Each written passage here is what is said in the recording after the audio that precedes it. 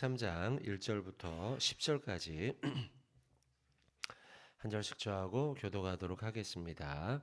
보라, 그때에 하나님의 사람이 여호와의 말씀으로 말미암아 유다에서부터 베델에 이르니 마침 여로보암이 제단 곁에 서서 분향하는지라.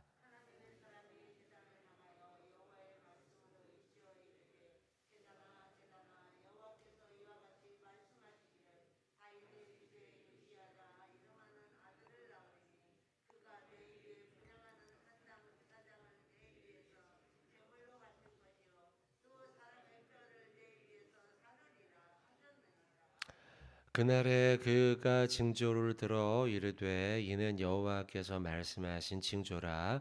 제단이 갈라지며 그 위에 있는 재가 쏟아지리라 하매.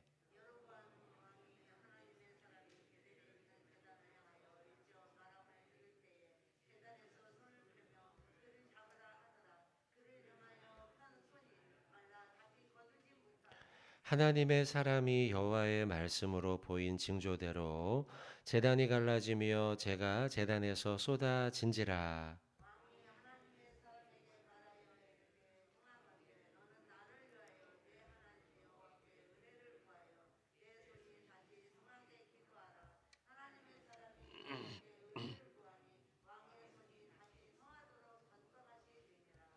왕이 하나님의 사람에게 이르되 나와 함께 집에 가서 쉬라.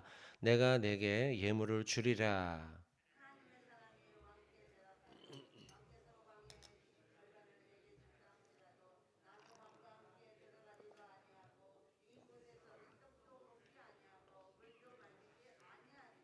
이는 곧 여호와의 말씀이 내게 명령하여 이르시기를 떡도 먹지 말고 물도 마시지 말고 왔던 길로 되돌아가지 말라 하셨음이니이다 하고, 이에 다른 길로 베델에 오던 길로 되돌아가지도 아니하니라.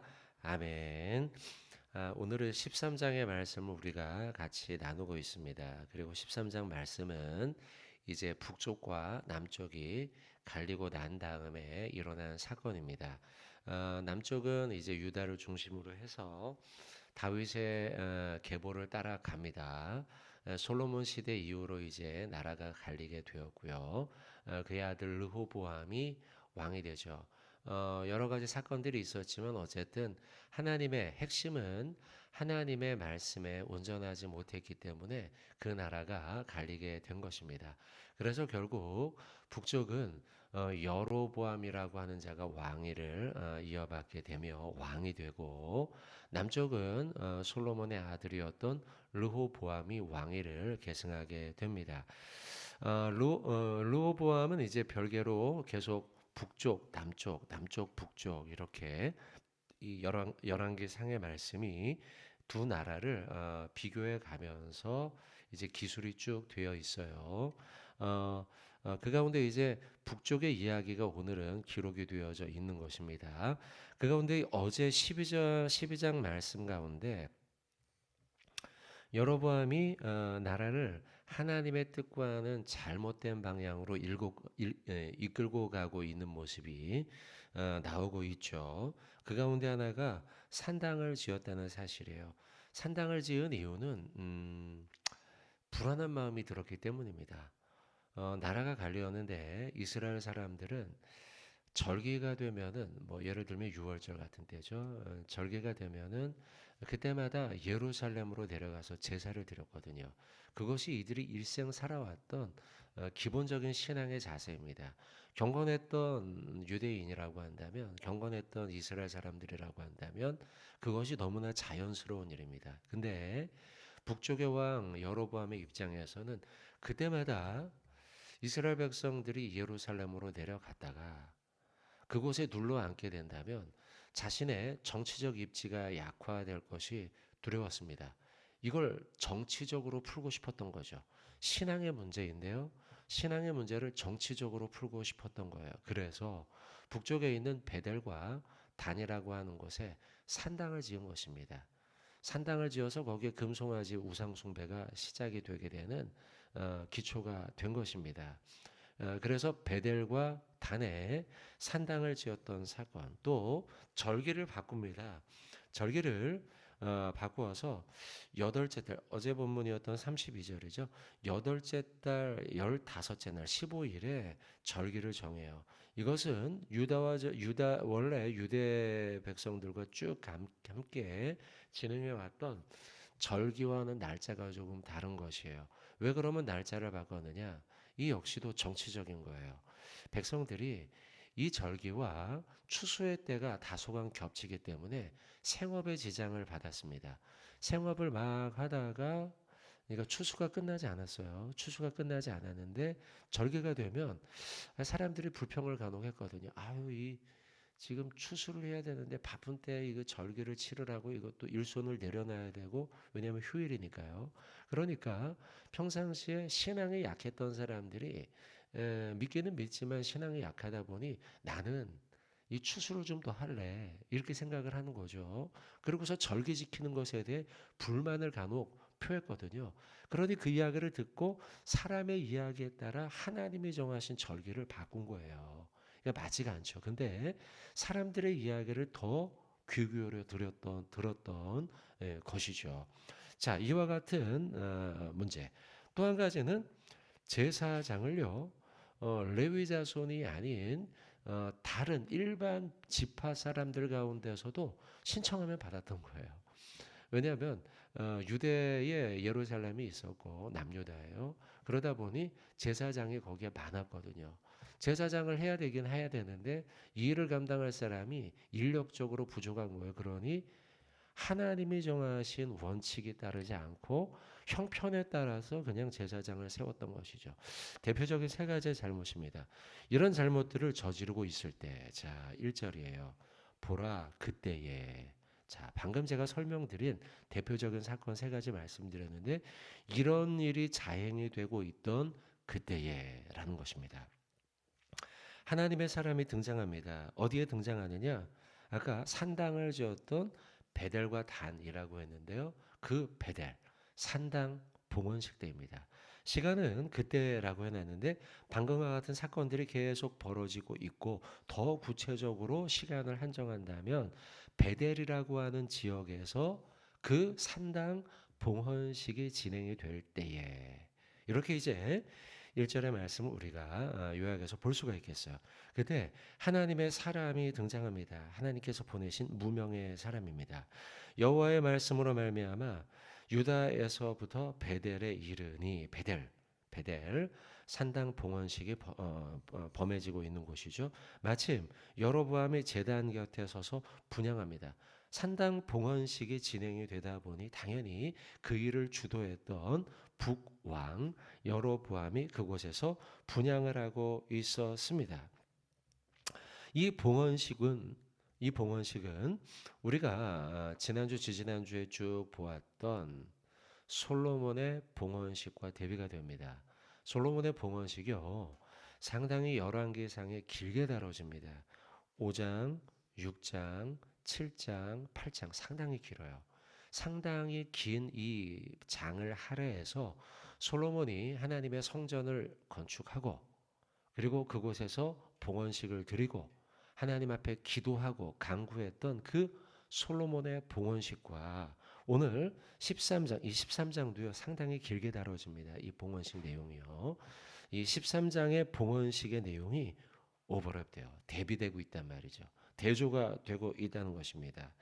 솔로몬의 봉헌식 하나님의 뜻을 따랐던 솔로몬의 성전 봉헌식 그리고 오늘 본문에 보라 그때라고 시작하고 있는 이 베델의 봉헌식이 비교가 되고 있어요. 비교가 되면서 이것이 얼마나 하나님의 뜻에서 멀어져 있는 잘못된 인간의 봉헌식인가라는 것을 보여주고 있어요. 그리고 실제로 그 뒤에도 사건이 쭉 벌어지죠. 벌어지면서 그 사건을 통해서 이것은 잘못된 봉헌식이다라는 것을 하나님께서는 보여주고 있습니다. 여러분들 그 이후에 벌어진 사건 우리가 한번 쭉 읽었지만요.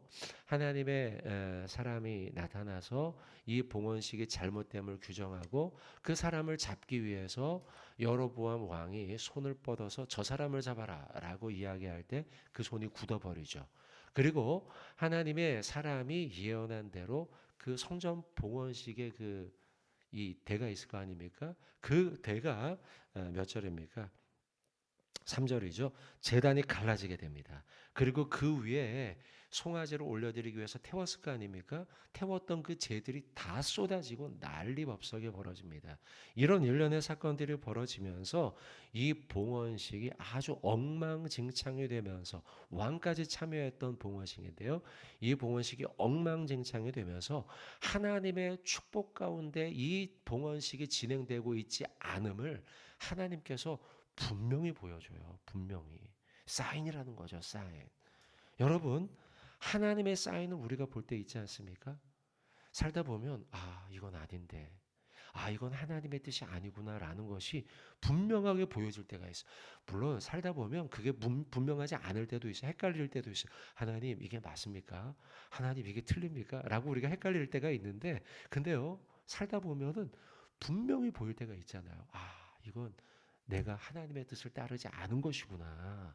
있죠, 여러분, 그죠? 그럴 때가 있단 말이에요. 오늘 사건이 그런 거예요.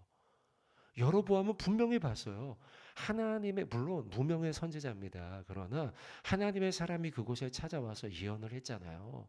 이 제단이 무너지리라 제가 쏟아지게 될 것이다라고 분명히 예언하고 저놈을 잡아라라고 했을 때 자신의 손이 굳어버리고 움직이지 못해요.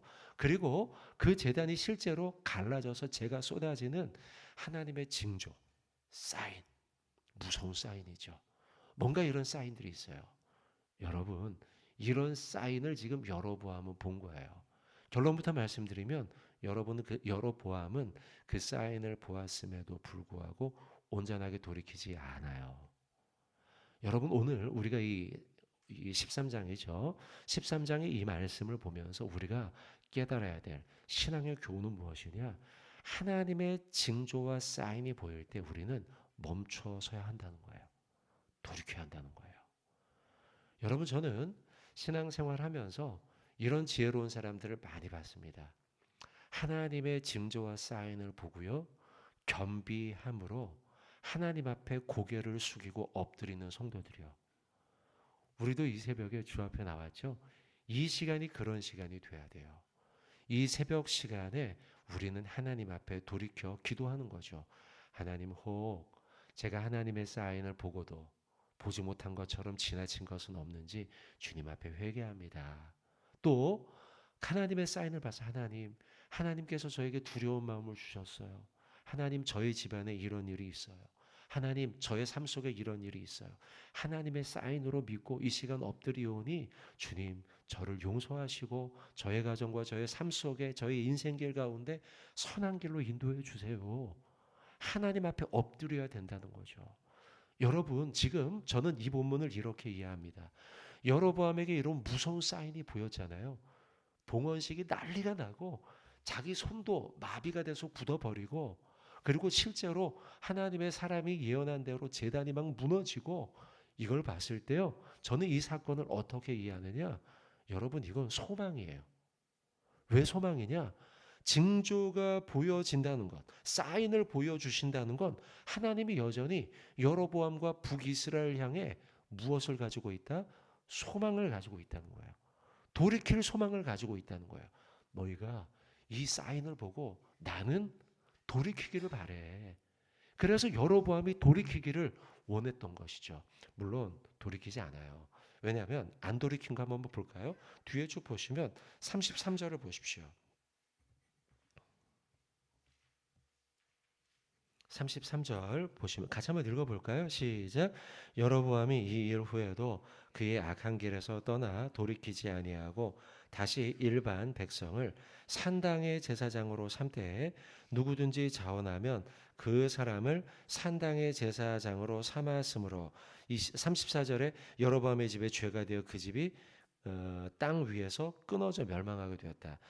분명히 성경은 여로보암이 돌이키지 않았음에 대해서 확인하고 있습니다. 여러분들 그러나 우리에게 이 말씀이 여전히 성경으로 남아 말씀으로 남아 우리에게 주어지고 오늘 우리에게 주시는 메시지 말씀하시는 바 그것은 무엇이냐? 여로보암과 같이 만약 나의 가정과 나의 삶 속에 내 인생 길 가운데 하나님이 사인을 주신다면 그건 우리에게 여전히 소망을 가지고 있다는 거예요. 당장 심판이 임한 게 아니니까요. 우리의 삶 속에 이런 일들이 벌어진다면 우리는 그걸 하나님의 징조와 사인으로 우리가 받고 하나님 앞에 돌이켜 회개하는 시간을 가져야 돼요. 이 새벽과 기도의 시간과 묵상의 시간을 통해서 하나님 앞에 철저하게 엎드리고 하나님 나를 주 앞에 선한 길로 인도해 주세요. 저의 잘못과 과오를 회개합니다. 용서하여 주시옵소서라고 하나님 앞에 엎드리고 그리고 하나님의 뜻에 부합하게 살기 위해 부단히 회개하며 겸손하고 순종함으로 나아가는 복된 하루가 되어야 될 줄로 믿습니다. 성도 여러분들 오늘 하나님께서 우리에게 주신 말씀입니다. 이 말씀 가슴에 품고 오늘도 주와 동행하시는 복된 하루 되시길 주님의 이름으로 축원을 드립니다.